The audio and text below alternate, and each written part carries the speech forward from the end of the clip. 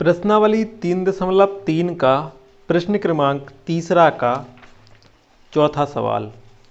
इसमें लिखा है एक नगर में टैक्सी के भाड़े में एक नियत भाड़े के अतिरिक्त चली गई दूरी पर भाड़ा सम्मिलित किया जाता है।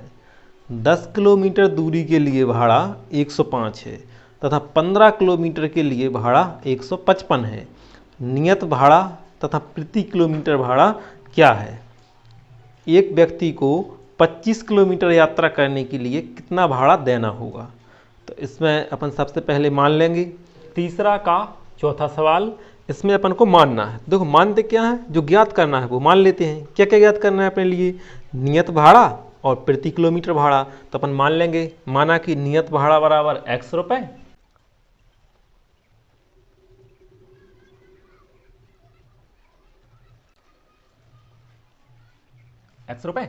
तथा अतिरिक्त भाड़ा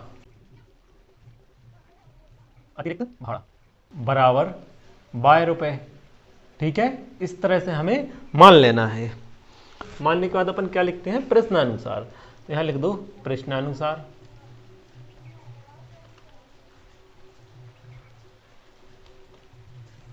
अब इसमें प्रश्नानुसार में अपन है, देखो दो शर्तें रहती हैं ऐसे सवालों में। तो सबसे पहले अपन लिख ले रहे हैं पहली शर्त।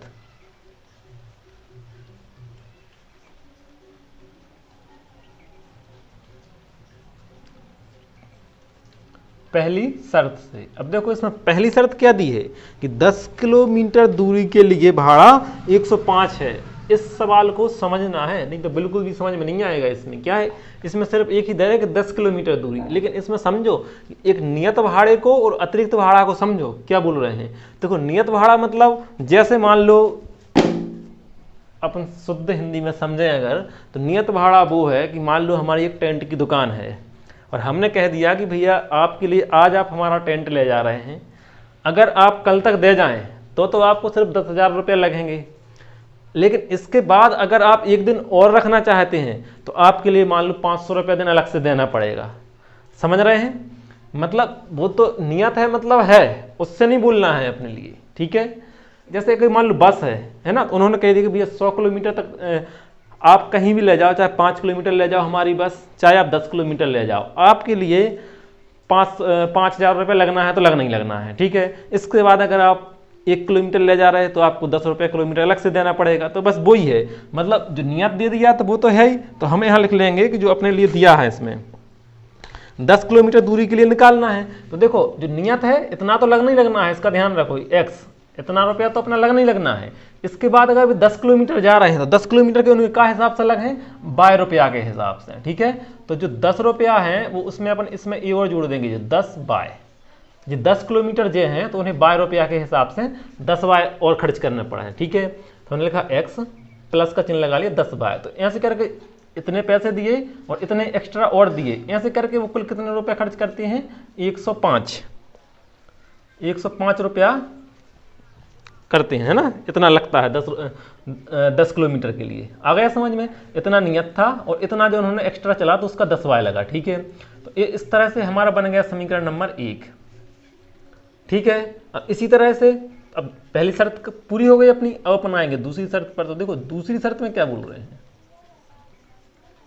दूसरी शर्त से। ठीक है, अब दूसरी शर्त पे आ जाओ। तो दूसरी शर्त में भाई कह रहा है कि 15 किलोमीटर के लाने।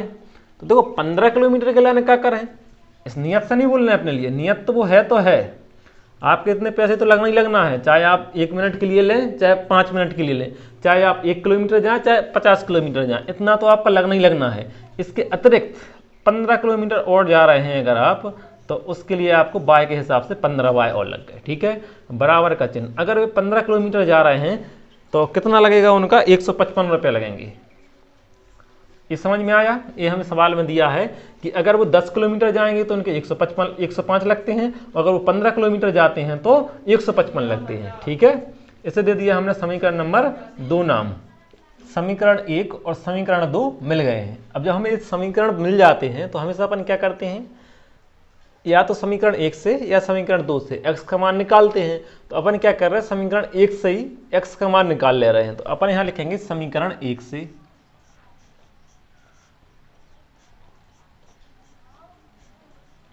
समीकरण एक से हमें निकालना है x का मान।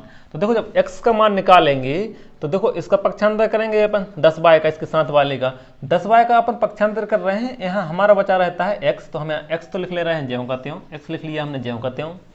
इसके बाद इसे तो लिखेंगे नहीं क्योंकि इसका तो करना है अपने पक्षांतर। अब अपन कहाँ लिखते हैं, बराबर, तो हमने यहाँ लिख दिया बराबर। इसके बाद क्या बचा हमारे पास 105, तो हमें यहाँ लिख देना है 105। ठीक है, अब देखो अब इसका पक्षांतर जब ये बराबर वाला लिखा जाए फिर इसका पक्षांतर करेंगे अपन, तो इसके आगे अब ये प्लस का चिन्ह इस तरफ आ जाएगा तो हो जाएगा माइनस का, क्या हो जाएगा, प्लस का 10y है तो हो जाएगा माइनस के 10y। तो हमने यहाँ इस तरफ लिख दिए माइनस के 10y। इतना समझ में आ गया। अब देखो x का मान अपना निकल आया, x के गुणांक में तो कुछ है ही नहीं, तो मतलब x का मान निकल आया। तो इसे अपन कर देते हैं बॉक्स में और इसे दे देते हैं अपन समीकरण नंबर 3 नाम। समझ में आ गया। अब ये जो समीकरण 3 बनता है जहां x का मान निकलता है उस x के मान को अपन रखते हैं समीकरण नंबर 2 में। समीकरण 1 से निकाला, इसका ध्यान रखना, आप इससे भी निकाल सकते थे। अगर आप 2 से निकालते तो समीकरण 1 में रखते, लेकिन हमने निकाला है समीकरण 1 से, इसलिए हम x का मान कहाँ रख रहे हैं, समीकरण नंबर 2 में। पहले यहाँ लिख लेते हैं एक बार x का मान समीकरण 2 में रखने पर।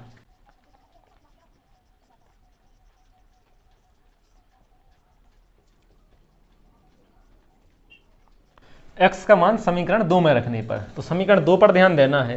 सबसे पहले क्या लिखा है x, तो देखो x का अपन क्या करना है, उसका मान रखना है। तो x को अपन हटा दे रहे हैं और x का मान रखते हैं। x का मान कितना दिया है, बराबर के इस तरफ देखो x का मान दिया है 105 माइनस 10y, यानी हम x को हटा के उसकी जगह क्या लिख देते हैं 105 माइनस 10y। तो हमने x की जगह लिख दिया यहाँ पर 105 माइनस 10y माइनस 10y। ठीक है, ये रख दिया हमने x का मान। अब x का मान तो रखा गया, अब कहाँ पहुँचेंगे अपन, प्लस के चिन्ह पर, तो हमने लगाया है प्लस का चिन्ह। फिर लिखा है 15y, तो हमने यहाँ लिख दिया 15y। क्लियर। अब पहुँचे अपन बराबर के चिन्ह पर, तो हमने यहाँ लगाया बराबर, फिर लिखा है 155, तो हमने यहाँ लिख दिया 155। इतना समझ में आ गया। अब अपन क्या करेंगे, तो देखो यहाँ है 10y और यहाँ है 15y, इसके आगे लगा है प्लस का चिन्ह, इसके आगे लगा है माइनस का चिन्ह, असमान चिन्ह हो रहे हैं यानी घटेंगे। तो इनको तो ज्यों को त्यों लिख लो, पहले 105 हमने लिख लिया ज्यों को त्यों, और जो 15y में से जब 10y जाएंगे तो कितने बचेंगे, प्लस के 5y। अब प्लस के 5y क्यों, क्योंकि बड़ी संख्या के आगे प्लस का चिन्ह है, इसलिए हमने यहाँ लगाया प्लस का चिन्ह। अब आ गए बराबर के चिन्ह पर, तो हमने यहाँ लिख लिया बराबर, फिर 155 लिखा है तो हमने यहाँ लिख दिया 155। इतना समझ में आया। अब अपन क्या करते हैं, 5y का मान निकालना है। यहाँ से अपने y का मान निकालना है, तो y के साथ में जो 105 हैं पहले इनका करेंगे अपन पक्षांतर। जब 105 का पक्षांतर कर रहे हैं तो हमारे लिए यहाँ क्या बचा रहेगा, 5y। तो यहाँ 5y तो पहले ज्यों को त्यों लिख ले रहे हैं। हमने यहाँ लिख दिया 5y, लिख दिया ज्यों को त्यों, बराबर का लगाया चिन्ह, 155 लिखे ज्यों को त्यों, और 105 है इसका पक्षांतर कर रहे हैं। अभी इसके आगे प्लस का चिन्ह है, इस तरफ आके हो जाएगा माइनस का, तो हमने यहाँ लिख दिया माइनस का 105। इतना समझ में आ गया। इसके बाद क्या हो रहा है, देखो ये दोनों घट रहे हैं तो घटा दो, 5y ज्यों को त्यों लिख लिया हमने, बराबर का चिन्ह लगाया। 155 में से जब 105 जाएंगे तो कितने बचेंगे, 50, हमने लिख दिया 50। क्लियर। अब अगली स्टेप में अपन क्या करना है, हमें y का मान चाहिए, तो y के साथ 5 है उसको भी हटाना पड़ेगा। तो देखो 5 काय में है, गुणा में, यानी कि ये कहाँ चले जाएंगे, भाग में। जब 5 का पक्षांतर करेंगे तो यहाँ हमें इस तरफ क्या बचा रहेगा, y, तो यहाँ हम y ज्यों को त्यों लिख ले रहे हैं। हमने लिख लिया y ज्यों को त्यों, बराबर का लगाया चिन्ह, 50 लिखा, और ये 5 गुणा में थे तो कहाँ आ जाएंगे, भाग में, तो हमने यहाँ लिख दिया भाग में। समझ में आ गया। अब देखो 5 से ये 50 कट रहा है, 5 एकम 5 और 5 धाम 50 कट गए, यानी y का मान कितना आ गया, 10। हम यहाँ लिख देते हैं y बराबर 10, y बराबर 10। क्लियर। y के मान को कर दिया हमने बॉक्स में। और जब y का मान निकल आता है तो अपन क्या लिखते हैं, y का मान समीकरण नंबर 3 में रखने पर। तो समीकरण नंबर 3 अपना ए है, तो यहाँ लिख दो y का मान समीकरण 3 में रखने पर।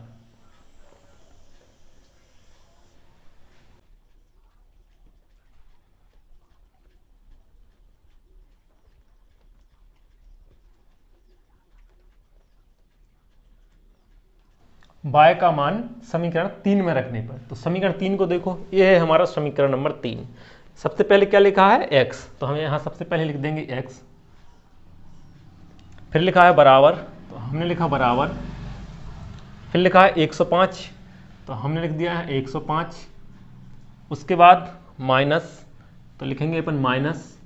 इसके बाद 10, तो हमने लिख दिए हैं 10। और फिर लिखा है बाय, तो देखो बाय का तो अपन मान ही रखना है, और बाय की जगह अपने पता चल गया है कि बाय की बराबर कितना है 10, तो बाय का मान है 10, तो अपन लिख दे रहे हैं बाय को हटा दे रहे और यहाँ लिख दे रहे 10। इन दोनों के बीच में मानते अपन गुणा का चिन्ह, तो हम यहाँ लगाएंगे गुणा, और जो बाय का मान 10 आया है तो बाय की जगह अपन क्या लिख दे रहे हैं 10। ठीक है, बाय की जगह हमने 10 लिख दिए। आया समझ में? अब इसमें देखो क्या हो रहा है, तो पहले घटाएंगे नहीं, अपने पता है कि पहले हम क्या करते हैं गुणा, तो इन दोनों को पहले कर लेंगे अपन गुणा। तो यहाँ लिखेंगे, यहाँ क्या है अपना x, तो x लिख लिया हमने, बराबर का चिन्ह लगाया। 105 को ज्यों को त्यों लिख देना है पहले अपने लिए, ठीक है, क्योंकि पहले अपन को करना है गुणा। माइनस का चिन्ह लगा लिया, और 10 का 10 में गुणा करेंगे तो हो जाएंगे 10 धाम के 100। समझ में आया? अब क्या हो रहा है, 105 में से 100 घट रहे, तो घटा दो। यहाँ लिखा है अपना x बराबर का चिन्ह, और यहाँ लिखा है देखो 105 माइनस 100, तो घटा दो। 105 में से 100 जाएंगे तो कितना बचेगा, सिर्फ 5, यानी x का मान आ गया है अपना 5। क्लियर? बस अपना यहाँ से आंसर निकल आया है। अब अपन लिख देंगे अतः नियत भाड़ा बराबर कितना है, नियत भाड़ा कितना निकला है अपना 5 रुपये। आ रहा ना समझ में? नियत भाड़ा कितना निकला है अपना 5। माना की जगह लिखेंगे अपन अतः नियत भाड़ा बराबर x। देखो x की जगह क्या लिख देंगे अपन, x का मान 5, और तथा अतिरिक्त भाड़ा बराबर कितना लिख लेंगे, बाय। बाय की जगह कितना है, देखो 10, अतिरिक्त भाड़ा बराबर 10 रुपये। तो यहाँ लिख दूँ अतः नियत भाड़ा बराबर,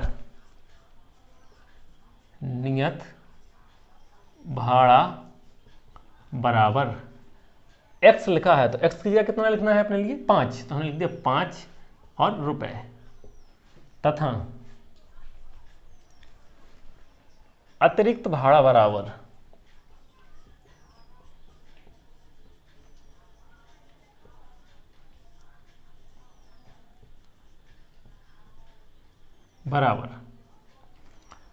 बाय लिखा है, तो बाय की जगह कितना लिखना है अपने लिए 10, तो हमने यहां लिख दिया 10 और लिख देना है रुपए। ठीक है, बस ये अपना आंसर आ गया। तो देखो ये अपना कहां तक हुआ कि नियत भाड़ा ज्ञात करना था और अतिरिक्त भाड़ा ज्ञात करना था, तो वहां तक तो अपना हो गया। अब इसके आगे देखो सवाल में और बोल रहे हैं, एक व्यक्ति को 25 किलोमीटर यात्रा करने के लिए कितना भाड़ा देना पड़ेगा।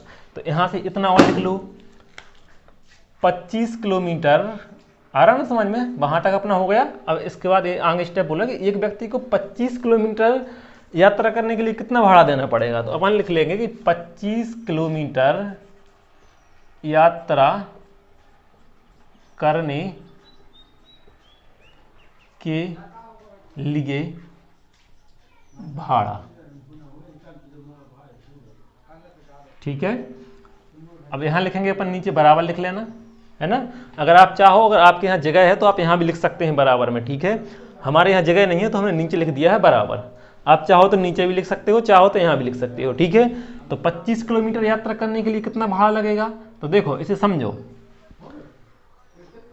अपन जब 10 किलोमीटर की बात कर रहे थे, 10 किलोमीटर के लिए तो क्या कर रहे थे, x प्लस 10 बाय। ऐसे अपन जब 15 किलोमीटर की बात कर रहे थे सवाल में, तो क्या लिख रहे थे, x प्लस 15 बाय। इसी तरह से अगर अपन जब 25 किलोमीटर की बात करेंगे तो क्या लिख देंगे, x प्लस 25 बाय। क्या लिख देंगे, x प्लस 25 बाय। आ रहा ना समझ में इतना, x प्लस 25 बाय। इसको समझना है बिल्कुल। देखो जो तीनों चीजें एक ही हैं। यहाँ 10 किलोमीटर की बोली तो अपन ने x प्लस 10 बाय कर दिया था। फिर दूसरी शर्त में वो 15 किलोमीटर की बोल रहे थे तो अपन ने x प्लस 15 बाय कर दिया था। और अब वो 25 किलोमीटर की बोल रहे हैं तो अपन यहाँ कर देना है x प्लस 25 बाय। क्लियर है? अब इसके बाद यहाँ पर लगाएंगे बराबर का नीचे बराबर, और फिर x लिखा है तो देखो x की जगह कितना है 5, तो हमने लिख दिया 5, फिर प्लस का चिन्ह, फिर 25 लिखे हैं तो हमने लिख दिया 25। इन दोनों के बीच में मानते हैं अपन गुणा का चिन्ह, तो हमने लगा लिया गुणा का चिन्ह। और बाय लिखा है तो देखो बाय की जगह कितना दिया है 10, तो हमें बाय की जगह लिख देना है यहाँ पर 10। इतना समझ में आ गया।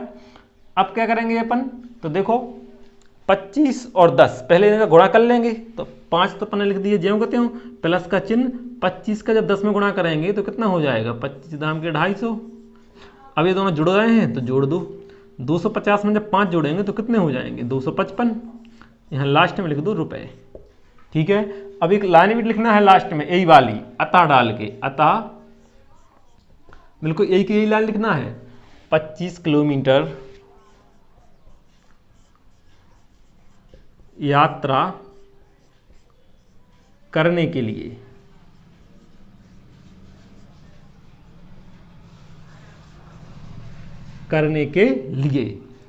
कितना भाड़ा देना है? 255 रुपए।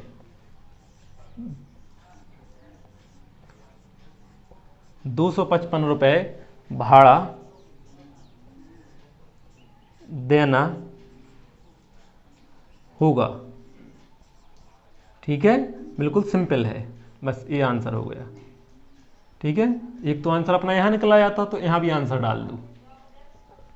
आधा आंसर अपना यहाँ आ गया था और आधा आंसर अपना यहाँ आ गया, तो बिल्कुल सिंपल है। जैसे यहाँ से तो अपना इतना करते ही आ रहे थे, उसके बाद इतना एक्स्ट्रा चीज़ और पूछ ली तो अपन एक्स्ट्रा चीज़ और बता दी।